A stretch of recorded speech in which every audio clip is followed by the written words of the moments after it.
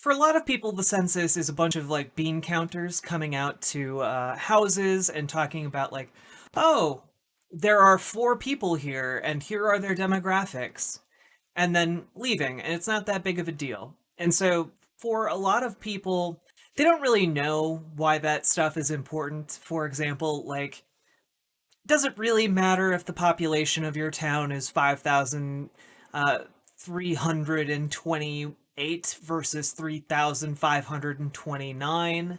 Um, on that level, maybe it doesn't matter that much, right? But when you take small issues and start building the census up into larger and larger populations, it does tend to affect your policy. For example, you will probably prioritize a city that has a population of um, you know 150,000 over a city that has a population of 120,000. There is a significant difference between that if a problem crops up on the census on a large scale.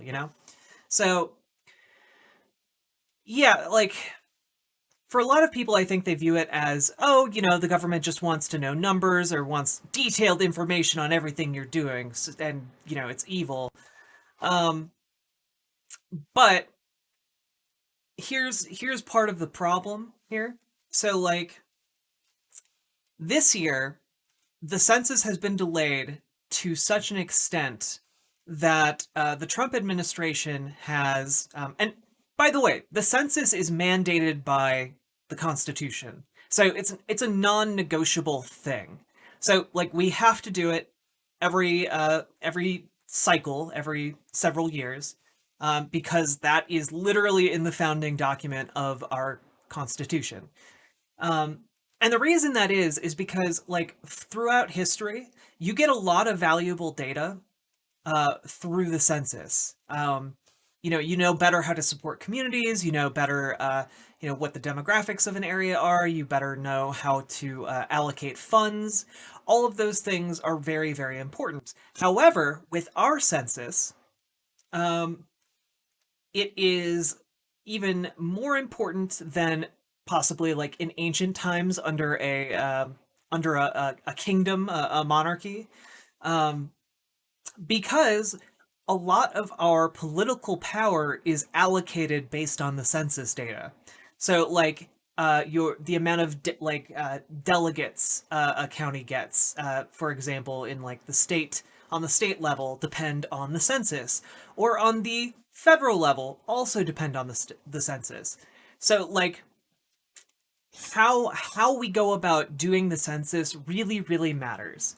However, the census, due to COVID-19 this year, and due to a whole lot of other factors, like underfunding of the department and so on, has basically been pushed up until the last possible minute.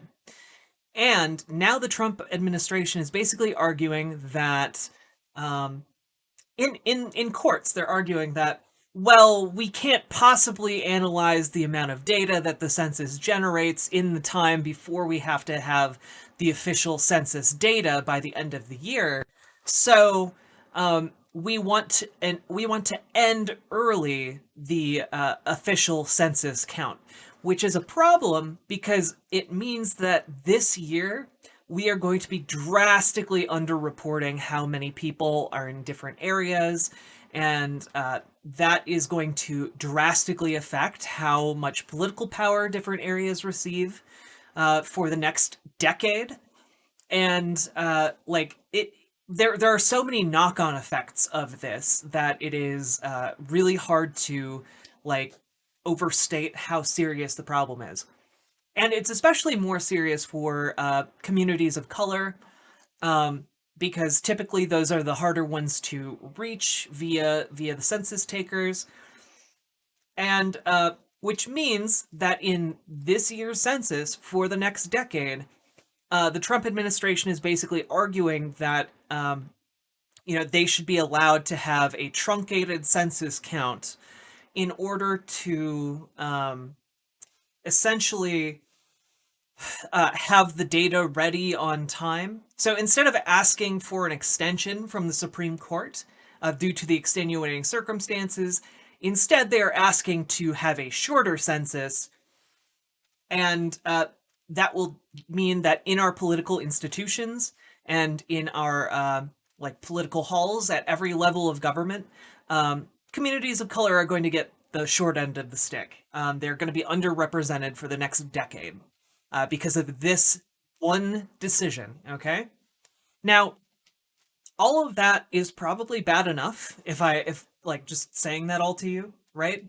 Um, Now, part of what is kind of loosey goosey and weird about this is that uh, the Trump administration actually like lost the appeal to have this done, but then brought it to the Supreme Court, which just a couple days ago granted the Trump administration's request to end the census count. And you might be thinking, well, maybe it ends in like a month or something. Who knows?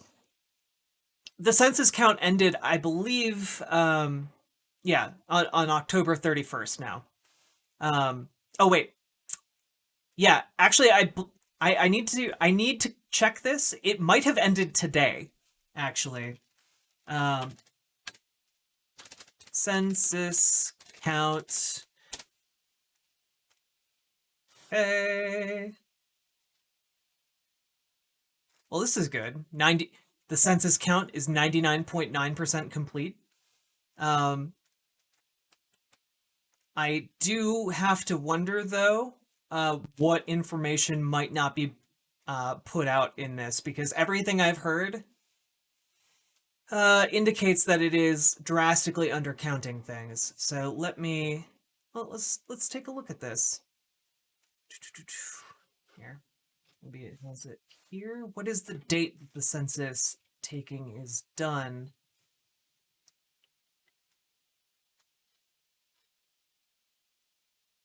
Oops.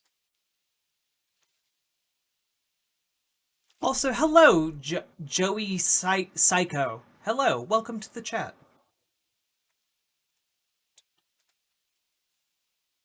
Oh, here we go.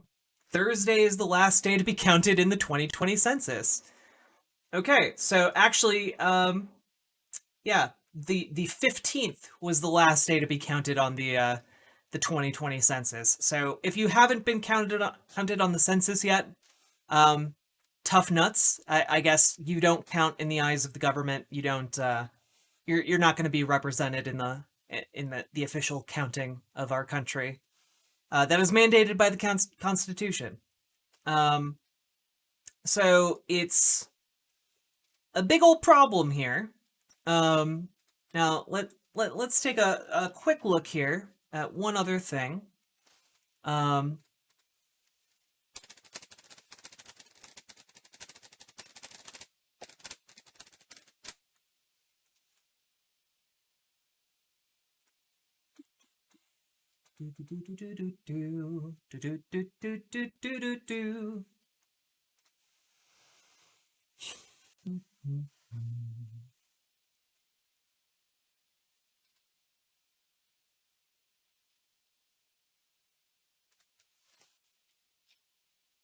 Okay, we'll take a look at sciencemag.org, an article published today.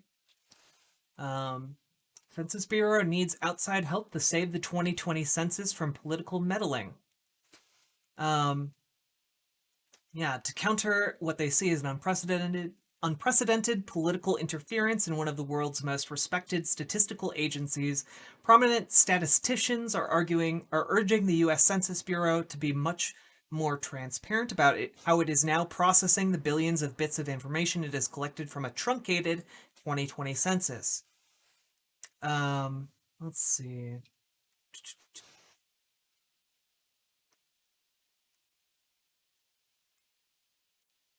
Yeah. Ended field operations last night, more than 2 weeks earlier than scheduled. Okay.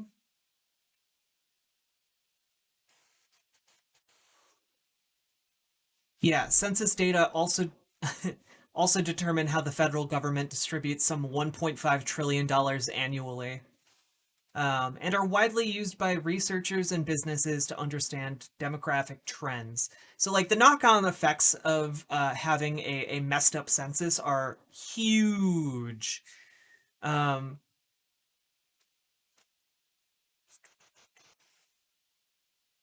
Scientists worry the narrow window doesn't give the Census Bureau enough time to abide by its unusual high standards. One casualty could be how census officials verify the accuracy of computer codes used to process data from different sources, says Nancy Potok, co-chair of the task force and a former deputy census director. If previous censuses, we used two programming teams working independently to look for errors and find bugs. That process takes months, and there are always mistakes, but they may not decide to double up this time because they won't have time to fix the problem. Oh, here, what does 99.9% mean? The 2020 decennial census is a $15 billion operation that has unfolded over 10 years, and it has already endured what the report calls a perfect storm of adverse circumstances. The COVID-19 pandemic and unusually active wildfire and hurricane seasons disrupted field operations of its army of 500,000 enumerators. There have also been politically driven upheavals. In 2019, the Supreme Court rejected the Trump administration's last-minute attempt to add a citizenship question, and this year 3 political appointees took up high-level posts at the traditional nonpartisan agency. Their arrival heightened concerns that the Commerce Secretary Wilbur Ross, whose department includes the Census Bureau, is calling the shots on many operational matters normally left to the agency's director, Stephen Dillingham.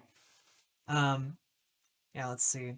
In April, Ross asked Congress for an additional 4 months to carry out field operations, but the administration dropped the request in July, triggering outcries from both stakeholders and Democrats in the White House, which had approved the extension, or in the House.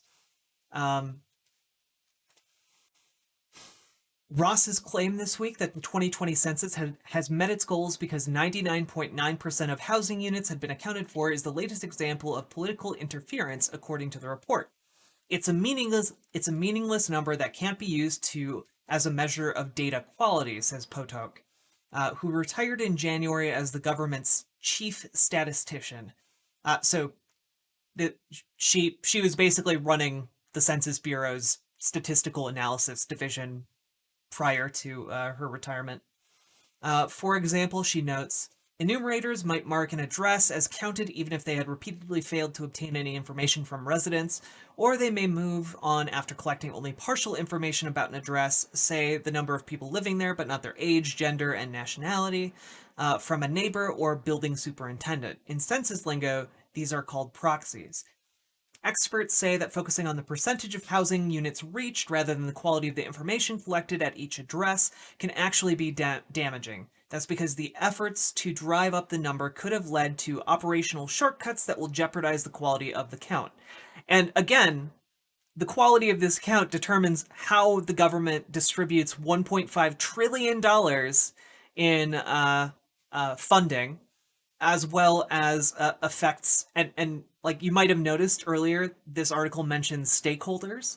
That's because so many businesses rely on the data obtained from the census to accurately conduct their operations. So, like, if you don't have an accurate census, it affects the wider economy. So, yeah. Santos believes Ross is making the 99.9% claim in hopes of rebutting comments made earlier this year by senior census officials asserting that the agency needs more time to complete its work. Ross says it's possible to have a quality census despite a truncated schedule, Santos says, but internal government emails that have been made public say that he's living in a fantasy world, and he adds, it's sophistry. So, basically, yeah, this is a monumental disaster just with everything we've talked about so far. And it is possible that it could be redone. However, like redoing a census would be like a monumental undertaking.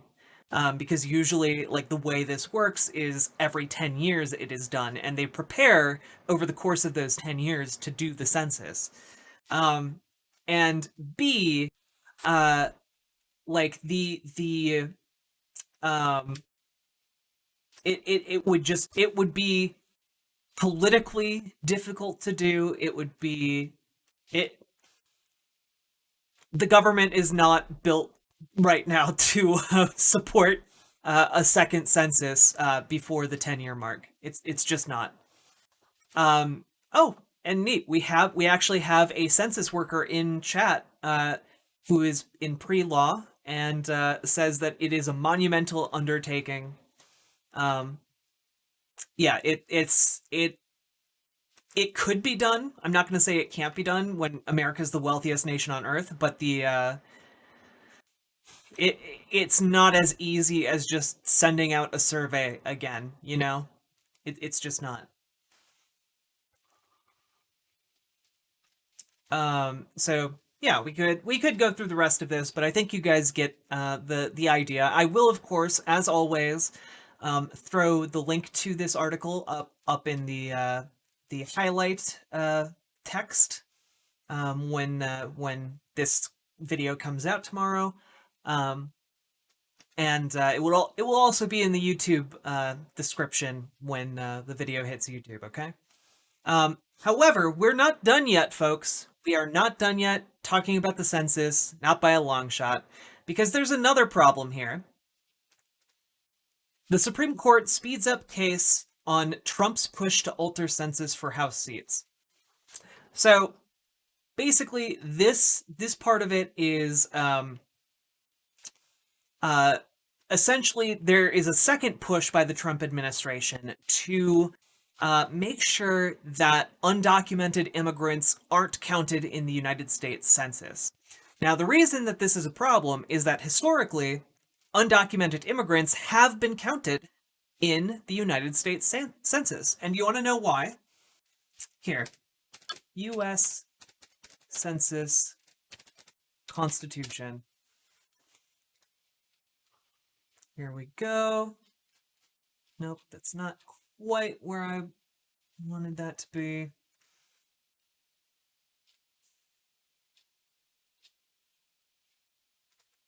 Let's see here.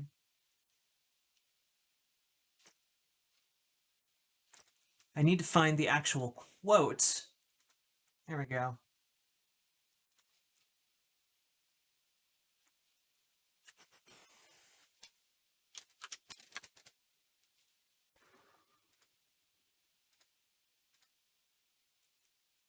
Ah, here we go. We'll take a little read through some constitutional words. Okay.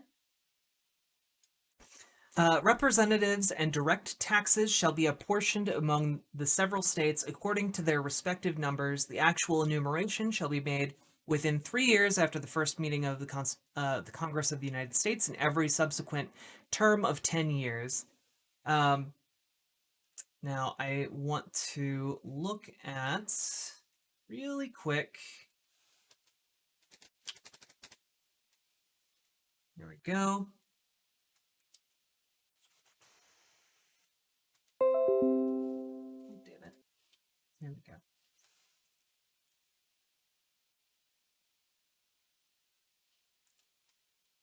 Portion among the states according to their respective numbers, which may be included within this union according to their respective numbers.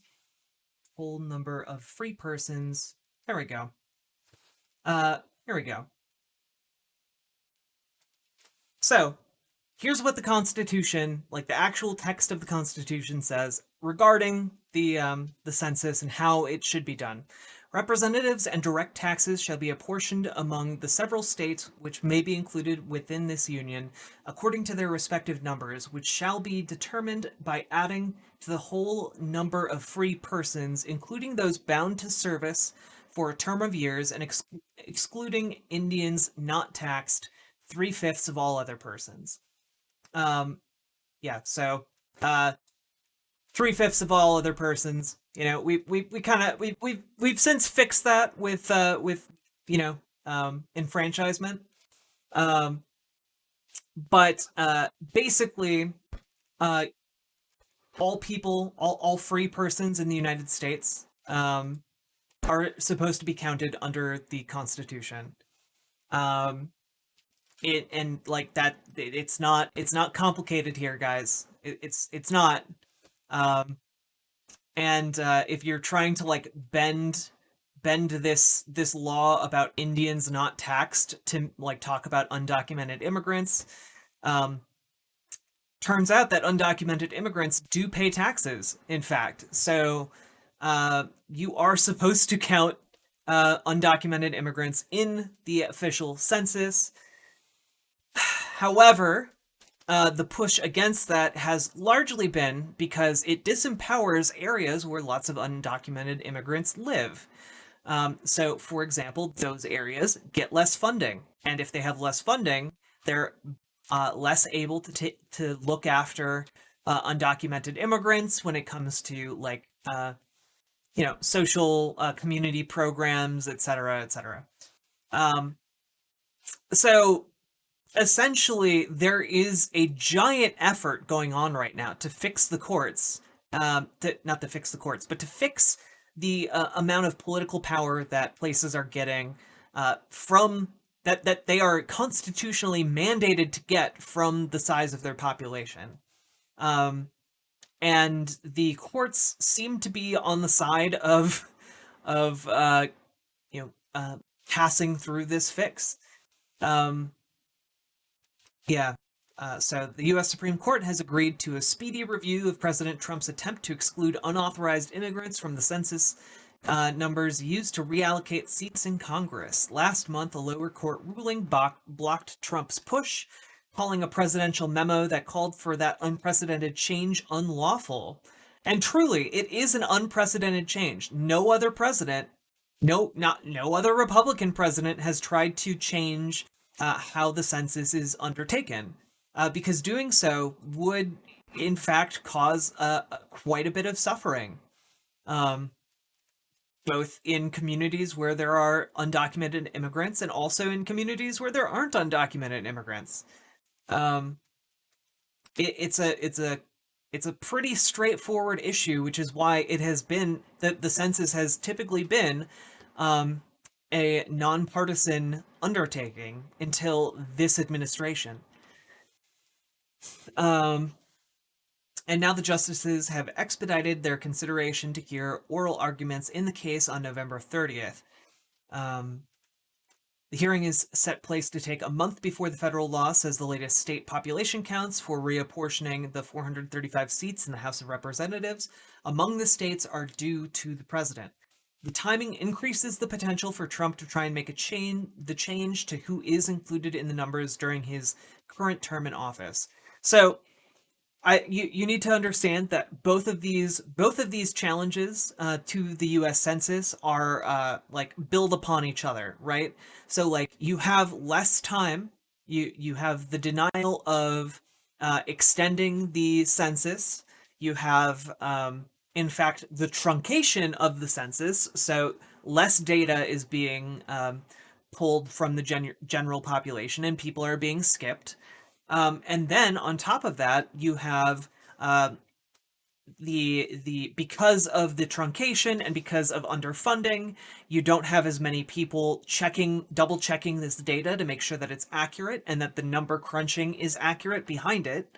And then on top of that, you have this question up in the air until the very last minute of whether or not undocumented immigrants are actually going to be included, which means that this all of this data that we are collecting for this particular U.S. Census is going to vary wildly depending on what the Supreme Court decides when it comes to undocumented immigrants, which I need to remind you has never been a contentious issue in the United States in our entire history until now. And the reason it's a contentious issue now is almost entirely due to unbased fear mongering from the Republican Party in the name of trying to fix the election and basically as an alternative method of gerrymandering. Um, it's a huge problem, and really the only reason it is being made an issue is to piggyback on top of um, Donald Trump talking about how illegitimate the election is. This is another way of delegitimizing the political process outside of the executive branch, which he currently holds. This is all uh, tinged with the fascism that the GOP has really embraced underneath Trump. It's very worrying, and if you live in an area with a high population, um, you should be worried that you and those around you are not accurately being counted, and that the area you live in is going to be disempowered because of all of these decisions. You will have less political power in the United States going forward from this day, from the time these census issues get sorted out until the next one happens. And again, I need to remind you, the next one doesn't happen for another decade. So we live with the consequences of what happens in the next several weeks for quite a long time. Um, and that should be very troubling for anyone who's paying attention. Um, so yeah, there and also there's nothing we can really do about it. So all we can do is be aware of it, and try our best to do whatever it is we can do to prevent either this going through, which I don't think there is. Again, I don't think there's much we can do this time, but also just to be vigilant going forward when it comes to the other processes that the Trump administration is trying to force through. Um, and also looking ahead in another decade, so we know what to look for and what to be on guard for. Okay.